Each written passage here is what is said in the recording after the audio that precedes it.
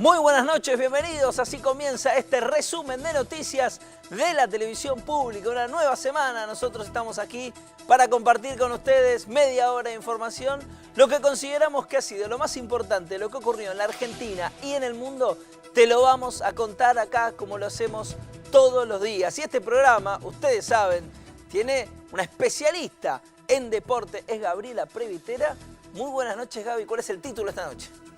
Muy buenas noches, Pablo. Cada vez falta menos para que San Lorenzo juegue el partido de ida de la final de la Copa Libertadores. Así que en minutos más estaremos hablando de la actualidad del conjunto del Ciclón.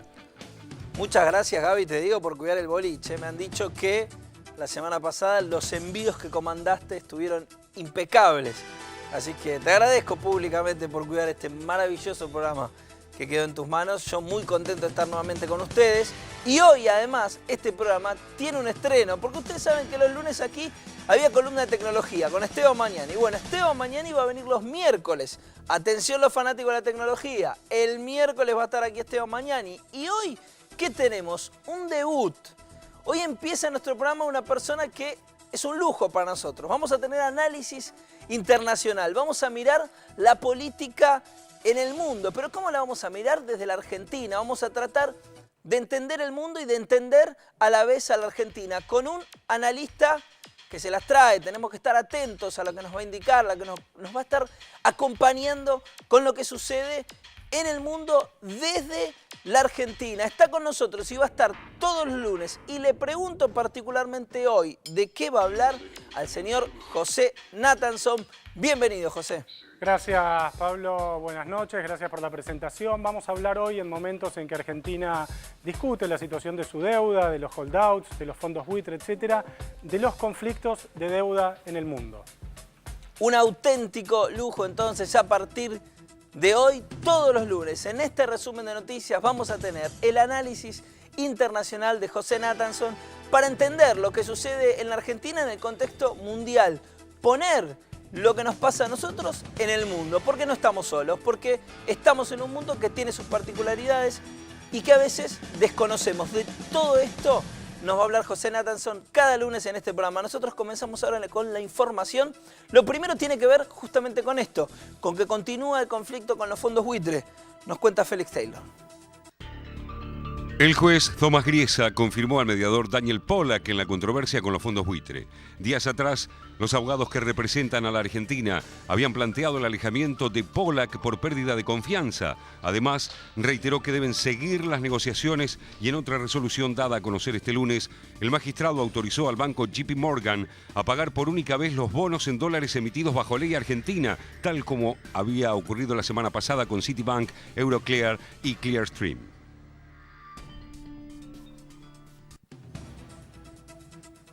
Alejandro Banoli, titular de la Comisión Nacional de Valores, confirmó que desde la Argentina se le va a pedir al gobierno de Estados Unidos información sobre presuntas maniobras especulativas.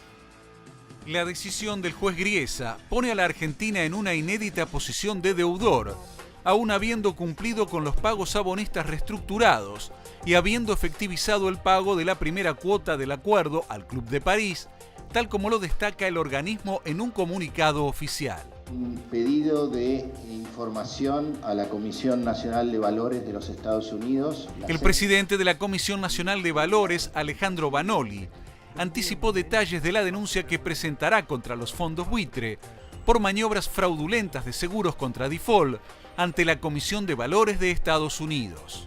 Los fondos buitres, según lo que surge de las actas de las distintas reuniones que hubo en sede judicial, tendrían posiciones de seguros contra default, credit default swaps. Ya no se trata de un reclamo judicial, se estaría tratando de una supuesta maniobra que implicaría delitos a escala global. Ustedes saben que el uso de información privilegiada, como el que se estaría configurando, y la manipulación de mercados son delitos en la Argentina, son delitos en los Estados Unidos e implican sanciones económicas y eventualmente sanciones de carácter penal. Además, Vanoli denunció que el fondo buitre Elliott es accionista de Iron Mountain, cuyo depósito en Buenos Aires se incendió en febrero, donde murieron bomberos y rescatistas. Lo cierto es que en el año 2013, Paul Singer logra colocar, ¿sí?, el CEO en Iron Mountain, el señor Ted Antenucci, ¿sí?, que es el CEO de la compañía. Bueno, Ted Antenucci tomó el control de la empresa y siguió esta línea de Singer, incluyendo una propuesta, porque este señor también tenía antecedentes en otras empresas que hacían una transformación, un vaciamiento de las empresas orientado a pagar menos impuestos. Incluso lo dice en el documento de la SEC, que la propuesta es transformar la empresa en un trust financiero especulativo inmobiliario para pagar menos impuestos y más dividendos. La presidenta Cristina Fernández encabezó un acto en el que se anunció la licitación para la construcción de 3 tramos del gasoducto Nordeste. Nosotros vamos a seguir trabajando como lo hicimos siempre, que es lo que mejor sabemos hacer. Por ahí nos equivocamos, sí, y por ahí nos hemos equivocado. Pero ¿saben qué? Nos equivocamos porque laburamos. Nunca nos equivocamos por no hacer nada. Así que esto creo que... yo creo que ahí radican los problemas que tenemos los argentinos, que cada vez que la Argentina se ha tornado viable, esto es, ha adquirido cierto grado de autonomía razonable. No estamos hablando de una autonomía donde cada uno hace lo que quiere en un mundo absolutamente interdependiente, sino de la autonomía razonable que te permite no estar endeudado, que te permite haber progresado en la inclusión social. Es ahí cuando comienzan lo que yo denomino los misiles y bombardeos permanentes. Por eso, una vez más, estamos hoy haciendo todo esto y convocando a todos los argentinos a defender, no a un gobierno, sino a defender estas cosas que no son para hoy, que son para hoy, para mañana, para siempre, para los hijos de ustedes, para los nietos de ustedes y para que nunca más volvamos a lo que fuimos. Un país absolutamente dependiente, un país desesperanzado, un país al que decían inviable y a un país al que endeudaron precisamente para que no pudiera surgir.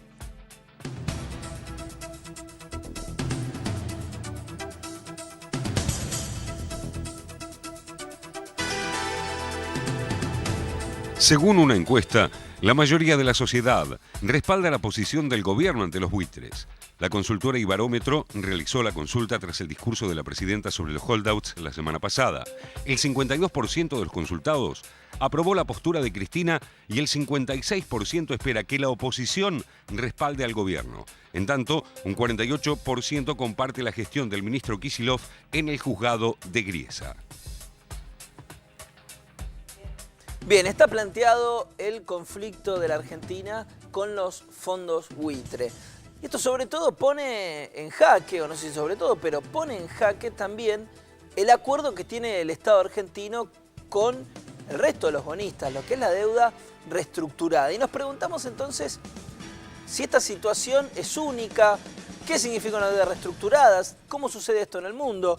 De eso se va a ocupar hoy José Nathanson, que ya fue bienvenido, así que nos metemos de lleno en esto, José. Exactamente. Bueno, lo que queríamos plantear hoy era la situación de Argentina, en el momento en el que Argentina está discutiendo, volviendo a discutir la situación de su deuda externa, plantearnos acerca de la situación de la deuda en el mundo y de cómo la renegociación de deuda, los defaults, los acuerdos de deuda, lo que llamamos más genéricamente conflictos de deuda, no son un invento argentino, no son como el dulce de leche o el colectivo, son algo que sucede de manera habitual en el mundo. El mapa que vamos a ver a continuación muestra, está pintadito en color rojo, los diferentes países que en algún momento de su historia tuvieron algún conflicto de deuda. Como verás, Pablo, son prácticamente casi todos los países del mundo. Zafan Estados Unidos, zafa Canadá, zafa algún país europeo, pero en general casi todos los países del mundo en algún momento de su historia tuvieron algún conflicto con su deuda. El número que está en verde sobre el plano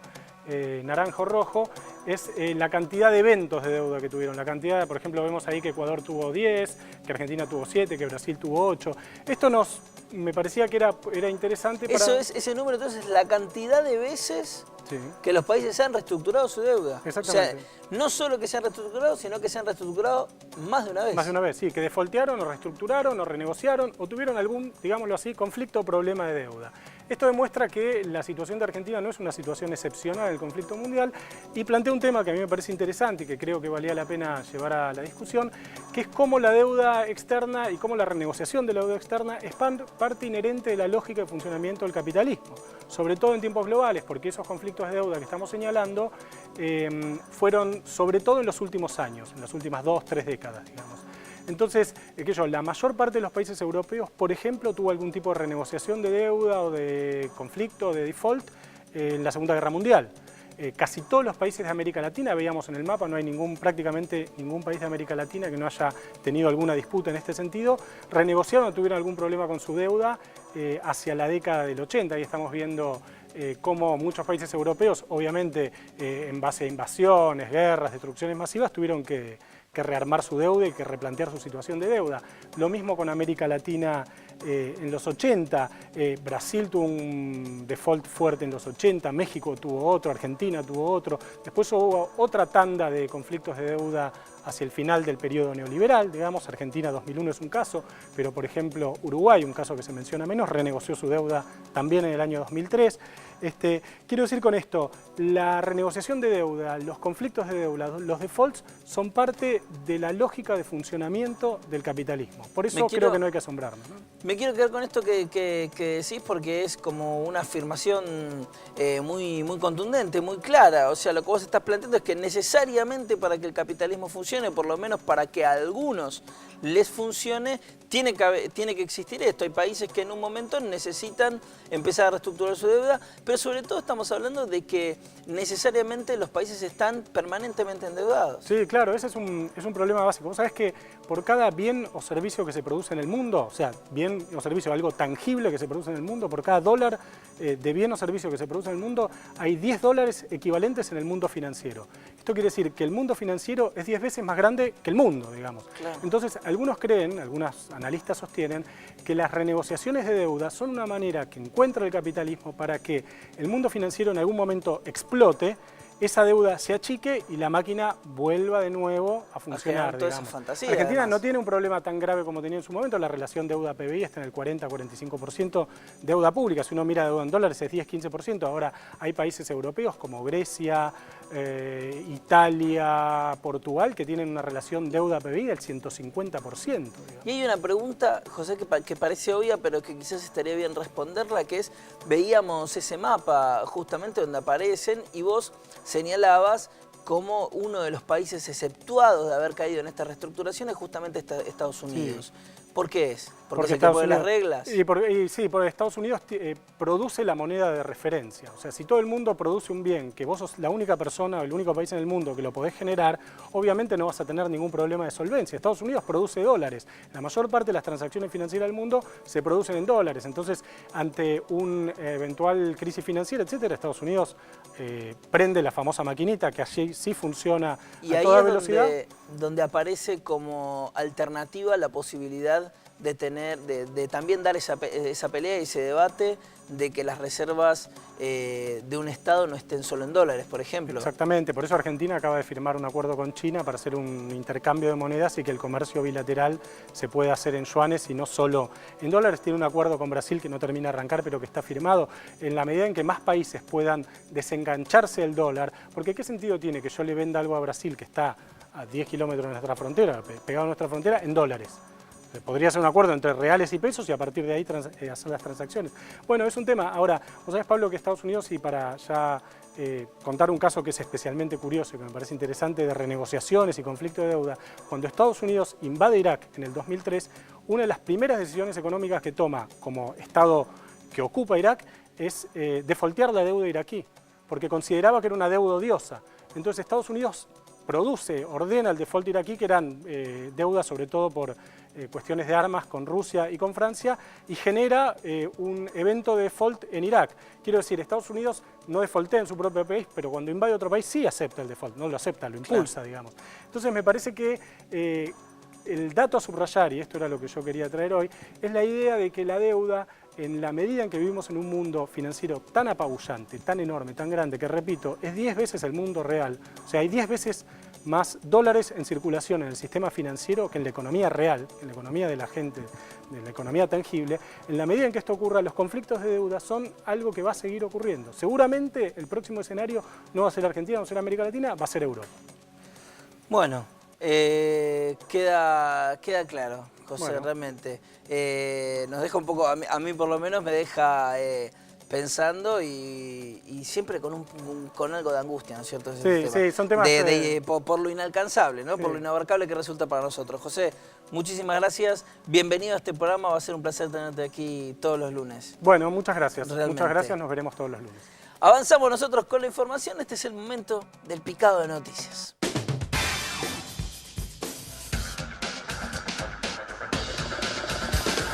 La causa por el triple homicidio provocado por Gianfranco Dolce, hijo de la exmodelo Bárbara Durán, fue cerrada por una mediación penal, pese a que el imputado estaba alcoholizado cuando provocó el choque en la Panamericana.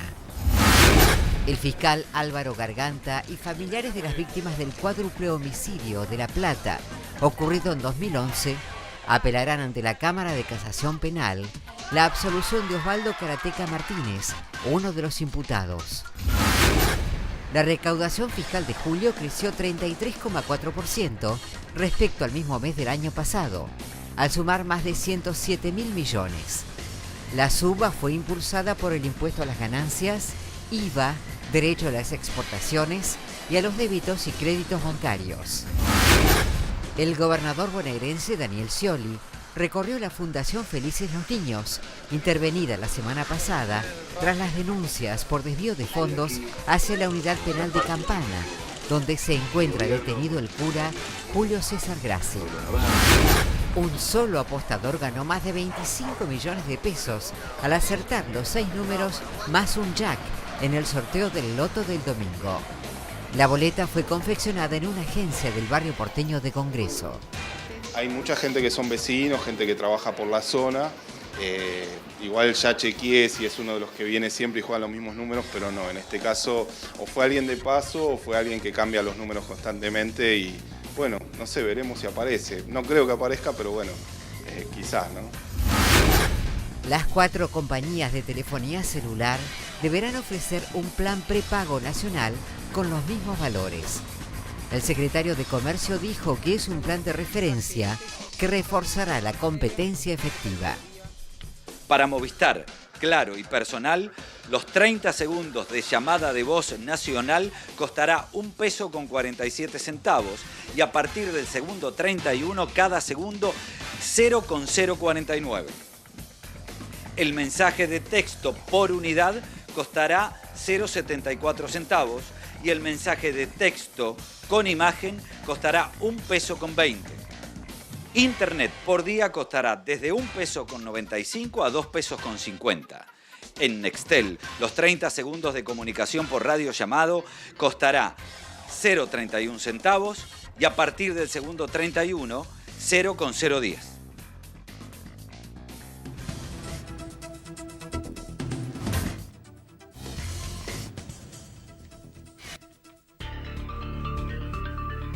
Fue detenido un joven que está acusado de haber asesinado a un adolescente de 15 años y herido a otro de 19 en el barrio de Flores. Las primeras versiones confirmaron que los disparos fueron realizados desde un automóvil a la salida de un boliche. El acusado fue detenido tras haber atropellado a una pareja y chocar el vehículo en el que se trasladaba contra un poste de luz. El hecho comenzó cerca de las 6:30 del domingo, a metros del cruce de las avenidas Rivadavia y Nazca, cuando decenas de jóvenes salían de los boliches de la zona. El detenido fue identificado como Alejo Maximiliano Scardamagli, mientras que el adolescente fallecido es Juan Daniel Salazar Ramírez, de 15 años y de nacionalidad peruana. Los maestros bonaerenses cumplen un paro de 48 horas por distintos reclamos, entre ellos porque quieren reabrir la paritaria. Lamentablemente volvió el conflicto docente. Luego de las vacaciones de invierno, unos 5 millones de alumnos no pudieron regresar a clases. Los maestros bonaerenses reclaman el cumplimiento de las paritarias. Los funcionarios reconocen que el poder adquisitivo del salario en este primer tramo se ha erosionado Ellos hablan de un 3% a favor nuestro, pero toman como promedio el 38,5% del salario inicial que conseguimos, de aumento del salario inicial, pero en realidad el aumento fue del 27 al 32 para la generalidad, así que el promedio tiene que estar en un 29-30% en el tema del aumento. En tanto, el gobernador Daniel Scioli recibirá el miércoles a los docentes. ¿Van a contar los días a los docentes? Nosotros lo que buscamos que los chicos estén en las aulas, buscamos, como corresponde, reconocer el trabajo de los docentes, y creo que es un momento muy sensible del país y realmente, más allá de los reclamos, que nosotros siempre somos un gobierno comprensivo, que entendemos, que buscamos ir cumpliendo la expectativa de todo, pero ese es un contexto y un momento muy particular en la cual creo que desde cada sector se tiene que hacer una contribución.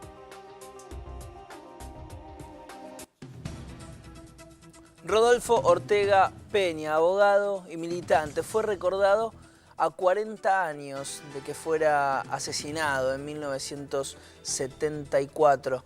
Se recordó en el expredio de la ESMA, en el Centro Cultural Haroldo Conti. Rodolfo Ortega Peña era así, era una de esas personalidades que... Éramos muy chicos y a la posibilidad de la familia, a la posibilidad de los amigos y de los compañeros de ir reconstituyendo los lazos familiares, las historias políticas y sociales y culturales de lo que fue la militancia y la expresión política de mi viejo, hoy nos sentimos muy orgullosos. Siempre ha sido así, siempre hemos sentido el orgullo de ser parte de una realidad trágica de la Argentina, pero que eso no nos saca de identidad y sentirnos identificados en ese momento histórico que muchos hombres y mujeres de nuestro país estuvieron dispuestos a dar la vida sobre un proyecto y que bueno, que hoy, a diferencia de 20 años atrás de democracia, había impunidad, no había la posibilidad de los juicios, no había posibilidad de avanzar en lo que constituimos entre toda la sociedad, esa política de memoria y verdad, justicia, y que hoy nos hace sentir que podemos mirar a nuestros hijos, que ya son generaciones de 15 años para arriba, y tener la posibilidad de pensarnos en una sociedad mucho más justa.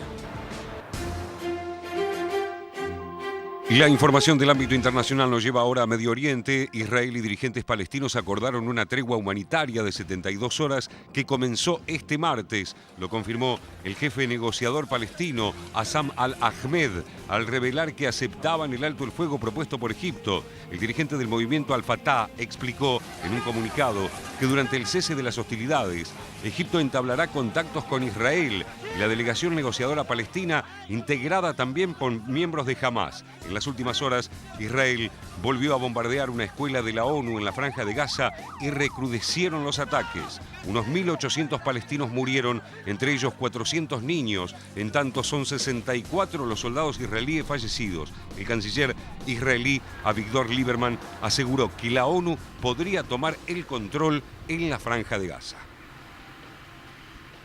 ראינו מנדט של ארגון האומות המאוחדות פועל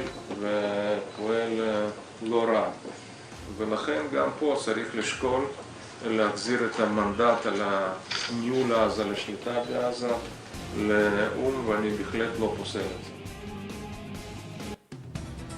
Y hay alarma mundial por la propagación del virus de ébola en África. La Organización Mundial de la Salud aumenta a 887 el número de fallecidos por ébola, 60 de ellos personal sanitario. La ciudad con más pacientes infectados por el brote es Sierra Leona con 646, de los cuales 273 han muerto.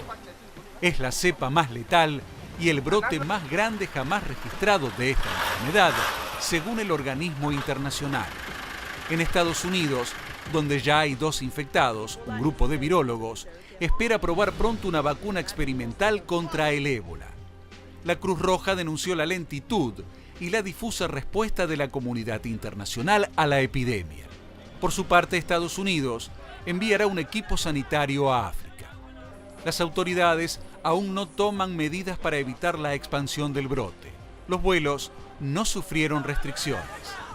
En territorio africano, a modo de prevención, cerraron colegios y mucha gente fue puesta en cuarentena. La gente se lava las manos varias veces para reducir el contacto con el ébola. Es real, es una enfermedad mortal. A mí me asusta mucho y he minimizado mi contacto con la gente a causa del ébola. Esta enfermedad, que provoca una fiebre hemorrágica, dolores de cabeza y musculares, es muy contagiosa, incluso entre los animales.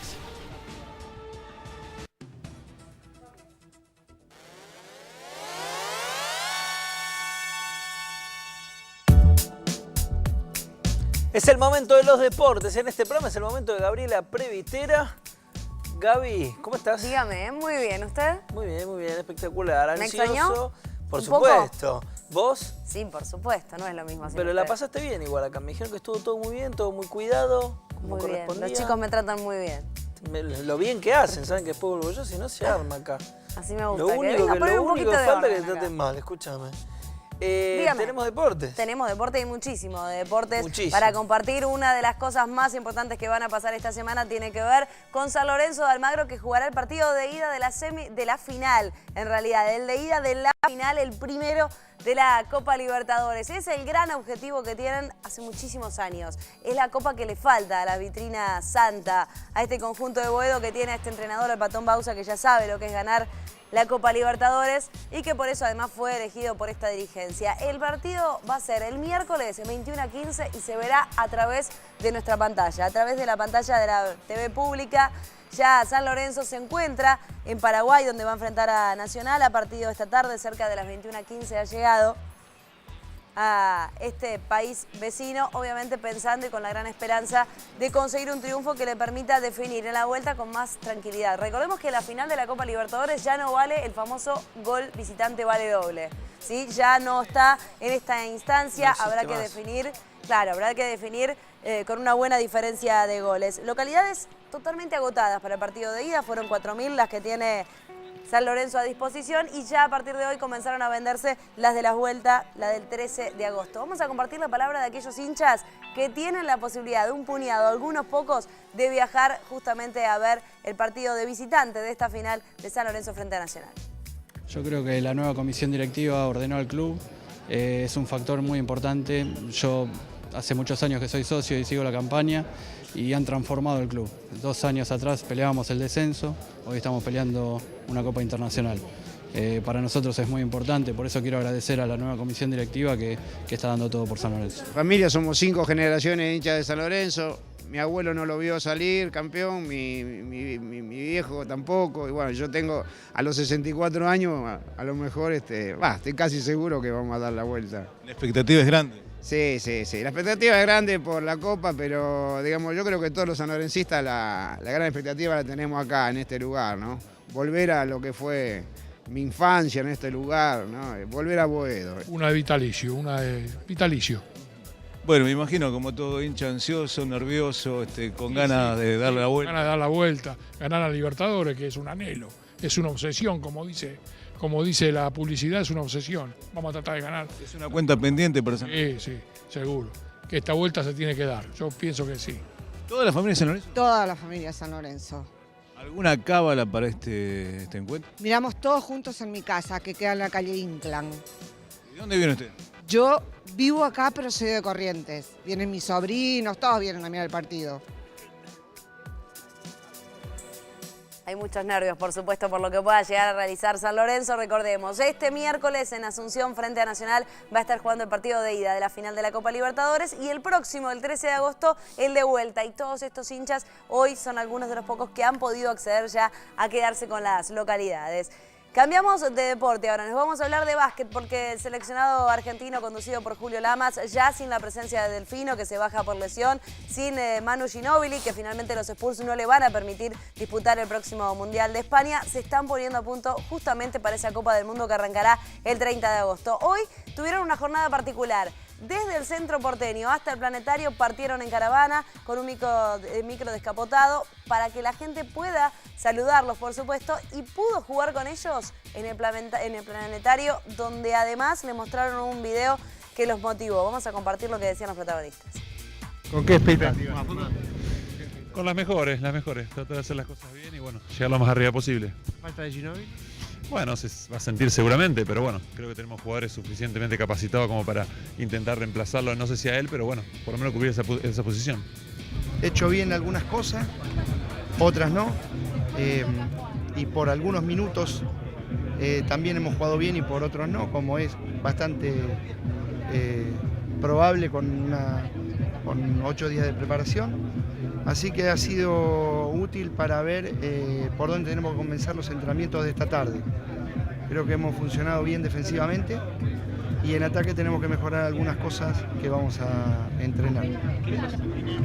El nivel de los rivales que van a estar enfrentando ya de movida, como por ejemplo Brasil, ¿no? Con también Y sí, México, bueno, son equipos mundialistas. Vamos a jugar con equipos que van a la misma competición que nosotros, que son pares. Así que es importante el torneo del fin de semana en Tecnópolis, porque además va a llegar ya con 2 semanas de preparación y creo que nos va a servir para saber dónde estamos parados. Tiene importancia. En general, la táctica, la estrategia, la actitud de ustedes, ¿cuál será? Bueno, la misma más o menos que estos años. Intentaremos jugar con la mayor intensidad posible, intentaremos preparar lo mejor posible, hacer un buen torneo. Nada muy diferente a lo que venimos haciendo los últimos 10 años. Se va a disputar aquí en la provincia de Mendoza el Champions Trophy de hockey sobre césped femenino. Después de algunos días turbulentos en lo que tiene que ver con el seleccionado femenino, con el pedido de que finalmente el Chapa Carlos Retegui deje de ser el entrenador y la renuncia de 5 jugadoras, todo volvió a estar en paz y en la jornada de hoy Santiago Capurro hizo su presentación. Con la presencia de Luciana Aymar, que no va a disputar por lo menos los próximos partidos, ya no tiene tantas ganas de jugar, asimismo lo dijo ella, ha ido en la jornada de hoy para lograr una unión en el grupo donde las 5 que renunciaron también estuvieron presentes. Las jugadoras pretenden un cambio en el estilo. Es por eso y otras cuestiones que se reunieron con el presidente de la Confederación Argentina de Hockey, Aníbal Fernández. Entre los pedidos está la inclusión de un head coach. Luciana Aymar, alejada momentáneamente de las Leonas, se acercó para brindar su apoyo. Hemos conseguido muchas cosas con el Chapa, pero ya llegamos a una situación que no podemos seguir adelante por el desgaste que tenemos, y eso Aníbal lo entendió. Y la verdad que en el lapso, como dijo, en el lapso de un mes, buscar un head coach consensuado entre los jugadores y los dirigentes, que realmente no es una cuestión de capricho, sino que queremos algo que sea diferente, porque pensamos que el hockey femenino necesita una manera de conducción distinta, con un alineamiento de hockey diferente. Eso que quiero que quede claro, que es por lo que estamos peleando. Todas renunciaron por esto que les estoy comentando, es decir, una relación desgastada y la búsqueda de un nuevo horizonte desde el punto de vista técnico del hockey me refiero. Si lo comprendemos y podemos encontrar una alternativa en conjunto, ¿por qué no hacerlo? Bueno, a eso nos estamos tratando de ceñir en este momento. Pero no sé cómo va a terminar esto.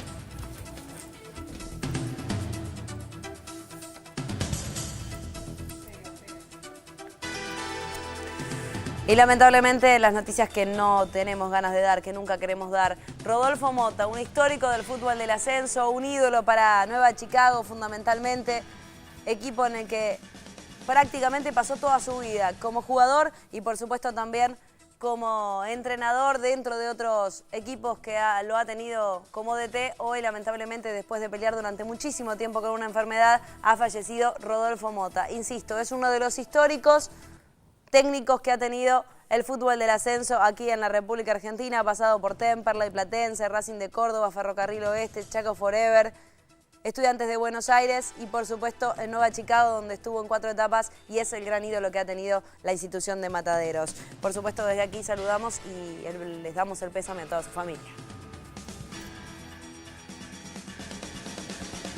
Por supuesto, un abrazo muy grande a la familia y a toda la hinchada, ¿no? Esa familia grande que él tenía. Hasta aquí el primer bloque del resumen de noticias de la televisión pública. Nos vamos a un corte y ya volvemos, no se vayan.